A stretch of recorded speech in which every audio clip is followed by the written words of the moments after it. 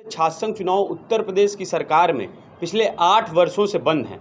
उसको लेकर के हम लोग क्रमबद्ध तरीके से पिछले विगत कई वर्षों से संघर्ष कर रहे हैं। तो ज्ञापन दिया गया कुलपति महोदया को और उनसे ये नहीं कहा गया कि छात्र संघ आप बहाल करिए, क्योंकि हम जानते हैं कि वो इस स्थिति में नहीं है कि छात्र संघ चुनाव करा पाए। आज हम लोगों ने कुलपति महोदया से मुलाकात की और उनके द्वारा हमको लिखित में एक कागज मिला है।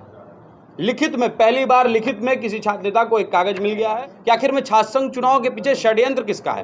कौन लोग हैं जो नहीं चाहते हैं कि आम परिवार, गरीब परिवार के बच्चे राजनीति में आए। जब 2016 में शासन ने विश्वविद्यालय को चुनाव कराने के लिए कह दिया और चुनाव हुआ, उसके बाद से विश्वविद्यालय कहां सो गया। 2024 तक न विश्वविद्यालय ने सुध लिया कि चुनाव होने चाहिए, न शासन ने सुध लिया। अगर हर 5 साल में चुनाव ना हो तो योगी आदित्यनाथ प्रदेश के मुख्यमंत्री नहीं बन पाएंगे और नरेंद्र मोदी देश के प्रधानमंत्री नहीं बन पाएंगे अगर लोकसभा के चुनाव। तमाम ऐसे बड़े लोगों का चित्र लेके आपके बीच आया हूं जो इसी विश्वविद्यालय की छात्र राजनीति से निकले और आज प्रदेश और देश के बड़े पदों पे आसीन है। कोई देश का रक्षा मंत्री है, कोई किसी प्रदेश का राज्यपाल है, कोई विधान परिषद में है, कोई लोकसभा में है, कोई विधानसभा में है। इस प्रदेश के मुखिया छात्र नेता रहे हैं। तमाम लोग छात्र राजनीति से निकले हैं, लेकिन आज सभी लोग एकजुट होकर इस मुद्दे पे छात्र संघ को रोकने का काम कर रहे हैं।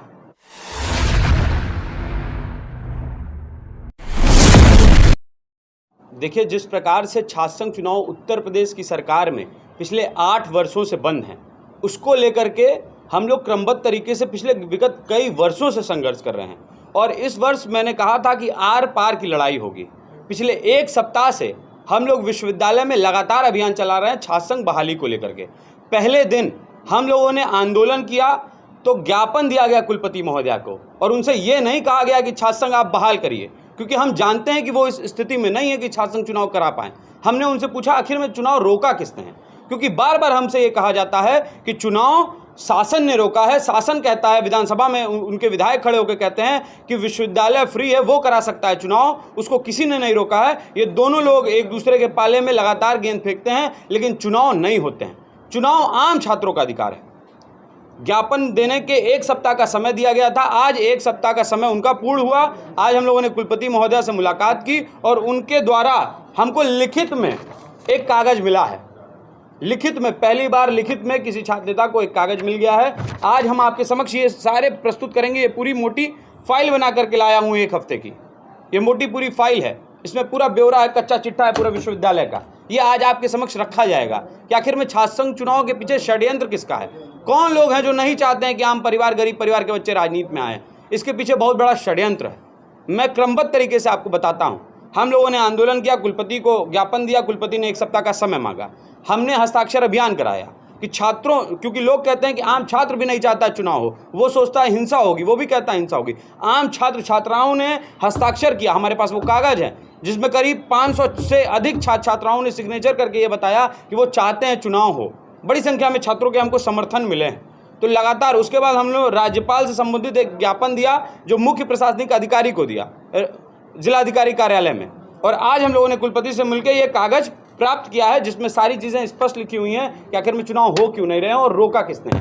ये कागज में देखिए स्पष्ट रूप से लिखा गया, जैसा कि हमको जानकारी थी कि विश्वविद्यालय पूर्ण रूप से हम लोग के समर्थन में नहीं है। विश्वविद्यालय कभी नहीं चाहेगा कि चुनाव हो, लेकिन विश्वविद्यालय क्या कहता है, इसमें लिखा है लिंगदो कमेटी की संस्तुतियों के अनुसार उत्तर प्रदेश राज्य विश्वविद्यालयों महाविद्यालयों में छात्र संघ चुनाव कराए जाने के संबंध में शासनादेश संख्या CM 870/1/2012 दिनांक 21/3/2012 द्वारा दिशा निर्देश निर्गत किया गया। इस पत्र में ही छात्र संघ चुनाव कराए जाने के लिए विश्वविद्यालयों महाविद्यालयों का कैटेगराइजेशन के लिए निर्धारित प्रारूप पर सूचना 1 सप्ताह में मांगी गई।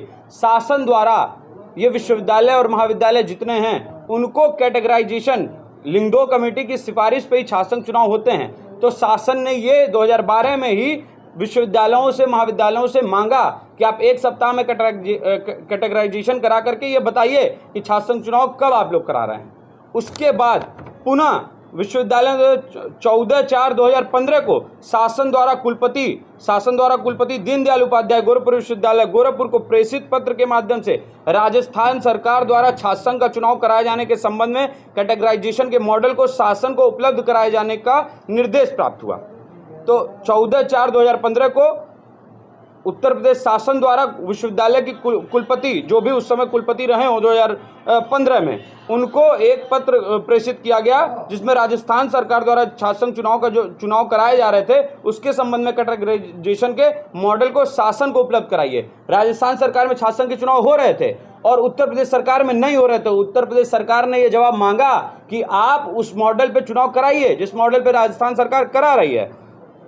उसके बाद दिनांक 7/5/2015 को शासन को इनका पत्र कैटेगराइजेशन का विश्वविद्यालय ने भेज दिया। 2015 की बात है। उसके बाद दिनांक 5/8/2016 को पूर्व में प्रेषित पत्र दिनांक 7/5/15 का उल्लेख करते हुए अनुस्मरण पत्र प्रेषित किया गया। 2016 में छात्र संघ के चुनाव विश्वविद्यालय में हुए थे उसी आधार पर, जिसमें शासन ने कहा कि अगर राजस्थान में चुनाव हो रहे हैं तो आप चुनाव क्यों रोक रहे हैं, आप भी उसी कैटेगराइजेशन में चुनाव कराइए। तो 16 में चुनाव हुए उस पत्र के आधार पे। उसके बाद पुनः 7/10/2024 को शासन को इन लोगों ने संदर्भित पत्र को पूर्व में प्रेषित पत्रों को दिनांक 7/5/15, 5/8/16 का उल्लेख करते हुए अनुस्मारक पत्र प्रेषित किया गया। विश्वविद्यालयों के वर्गीकरण की सूचना शासन द्वारा ही प्रेषित की जानी है, जिसकी सूचना अभी तक प्राप्त नहीं। जब 2016 में शासन ने विश्वविद्यालय को चुनाव कराने के लिए कह दिया और चुनाव हुआ, उसके बाद से विश्वविद्यालय कहाँ सो गया। 2024 तक न विश्वविद्यालय ने सुध लिया कि चुनाव होने चाहिए, न शासन ने सुध लिया चुनाव होने चाहिए। विधायक बनने के लिए हर 5 साल में चुनाव होंगे। अगर हर 5 साल में चुनाव ना हो तो योगी आदित्यनाथ प्रदेश के मुख्यमंत्री नहीं बन पाएंगे और नरेंद्र मोदी देश के प्रधानमंत्री नहीं बन पाएंगे अगर लोकसभा के चुनाव ना हो। उनका चुनाव समय से होता है। हमारे चुनाव में 16 के बाद 24 तक कोई पत्र गया ही नहीं है, न विश्वविद्यालय से गया न वहां शासन से कोई पत्र आया और लगातार मांग लोग उठाते रहे। इस प्रकार विश्वविद्यालय महाविद्यालयों में छात्र संघ चुनाव के संबंध में श्रेणीवार वर्गीकरण की सूचना नहीं प्राप्त होने के कारण विश्वविद्यालय स्तर पर छात्र संघ चुनाव के संबंध में निर्णय लिया जाना संभव नहीं है। आज विश्वविद्यालय कह रहा है कि अब हम विश्वविद्यालय में चुनाव कराने की स्थिति में नहीं है क्योंकि शासन से हमको कोई दिशा निर्देश नहीं प्राप्त हो रहे हैं। शासन को आप पत्र भेज ही नहीं रहे हैं। शासन को विश्वविद्यालय अभी तक पत्र भेज ही नहीं रहा था। पिछले 9 वर्षों से विश्वविद्यालय सो गया था। यहाँ के कुलपति विश्वविद्यालय में एक बात और आपसे बताना चाहता हूँ कि जब आम छात्र पढ़ता है वो फीस भरता है तो फीस में छात्र संघ चुनाव का उल्लेख है, उसकी एक निर्धारित फीस है, वो फीस भरता है। उस फीस का भी घोटाला हुआ। वो पैसे आखिर में कहाँ गए? वो पैसे किसके रख रखाव में खर्च हो रहे हैं? उन पैसों से किनके जो है कार्यालयों में एसी लग रहा है? कौन लोग हैं जो एसी में बैठे हैं? ये बहुत तमाम सवाल है। ये बहुत बड़ा घोटाला है। हर छात्र छात्र संघ चुनाव का फीस भरता है। अगर छात्र संघ चुनाव आप 9 वर्षों से नहीं कराए हैं तो छात्र संघ फीस लोगों की वापस कीजिए। कहाँ है उसका? कौन ब्यौरा देगा? ये बड़े सवाल हैं। तो अतः विश्वविद्यालय महाविद्यालयों में वर्गीकरण के संबंध में निर्देश दिए जाने के कष्ट करें, जिसे अब जाकर के जब हम लोगों ने संघर्ष फिर से शुरू किया और इतने वर्षों से कर रहे हैं तो अभी जाकर के इन्होंने ये पत्र जो है भेजा है कि अब शासन से ये मांग कर रहे हैं कि अब जाकर के बताइए कि चुनाव को स्पष्ट कैसे हम लोग कराएं। इसमें विश्वविद्यालय और शासन की मिली भगत है। दोनों जिम्मेदार हैं छात्र संघ चुनाव न कराने के संबंध में। दोनों की ये जिम्मेदारी बनती थी कि छात्र संघ चुनाव कराए जाएं, लेकिन दोनों ने रोक करके, दोनों ने एक दूसरों के ऊपर आरोप लगाते हुए छात्र संघ के चुनावों को रोक रखा है। और इसके पीछे बहुत बड़ी साजिश है। तमाम ऐसे बड़े लोगों का चित्र लेके आपके बीच आया हूं जो इसी विश्वविद्यालय की छात्र राजनीति से निकले और आज प्रदेश और देश के बड़े पदों पे आसीन है। कोई देश का रक्षा मंत्री है, कोई किसी प्रदेश का राज्यपाल है, कोई विधान परिषद में है, कोई लोकसभा में है, कोई विधानसभा में है। इस प्रदेश के मुखिया छात्र नेता रहे हैं। तमाम लोग छात्र राजनीति से निकले हैं, लेकिन आज सभी लोग एकजुट होकर इस मुद्दे पे छात्र संघ को रोकने का काम कर रहे हैं। इसमें सबसे बड़ा रोल राजनेताओं का है। जो सांसद बन गया वो नहीं चाहता है कि छात्र संघ के लड़के आएं, क्योंकि वो सवाल करते हैं, वो पढ़े लिखे लोग होते हैं।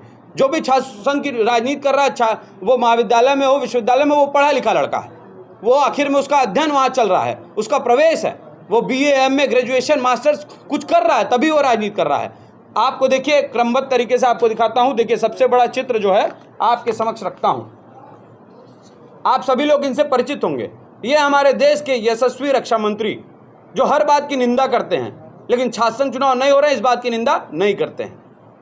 ये श्री राजनाथ सिंह जी हैं, हमारे विश्वविद्यालय की धरोहर हैं, आज देश के बहुत बड़े पद पे हैं, रक्षा मंत्री हैं, लेकिन छात्र संघ चुनाव ये एक शब्द नहीं बोल पा रहे हैं। ये बहुत बड़ी चिंता का विषय है कि ये देश के रक्षा मंत्री हैं लेकिन छात्र संघ चुनाव पे एक शब्द नहीं बोल पा रहे हैं। छात्र राजनीति करके यहां से निकले हैं। दूसरा चित्र दिखाता हूं।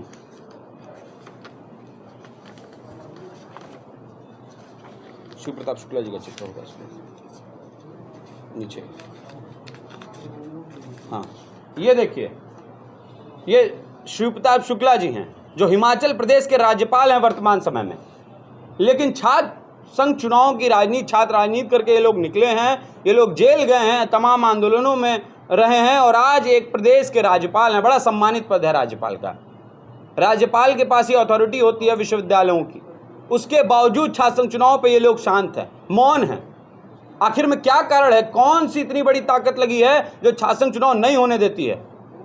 ये मुख्यमंत्री का गृह जनपद है। मुख्यमंत्री यहाँ से आते हैं, वो छात्र राजनीति करके आए हैं, पुस्तकालय मंत्री का चुनाव लड़कर हार करके आए हैं विद्यार्थी परिषद के खिलाफ, और आज छात्र संघ चुनाव पे एक शब्द नहीं बोल रहे हैं। जब प्रदेश के आज मुखिया हैं, पहले ये सांसद थे तो तमाम आंदोलनों में बैठे हैं, वो भी तस्वीरें हैं।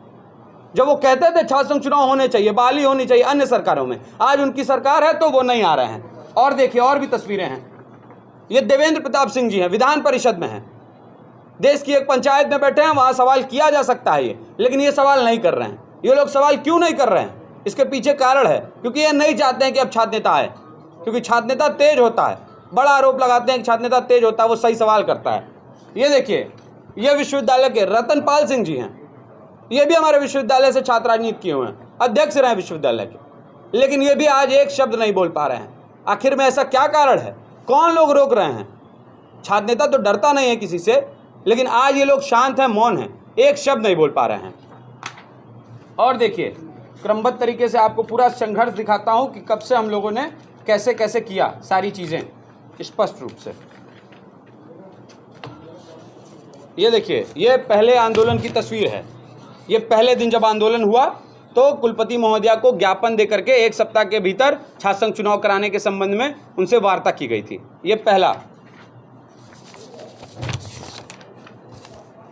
ये देखिए, विश्वविद्यालय में हम लोगों ने हस्ताक्षर अभियान कराया। ये देखिए, विश्वविद्यालय की एक बहन साइन कर रही है, सिग्नेचर कर रही है। ऐसे तमाम छात्र छात्राओं ने सिग्नेचर करके समर्थन किया छात्र संघ चुनाव का। ये एक पत्र है,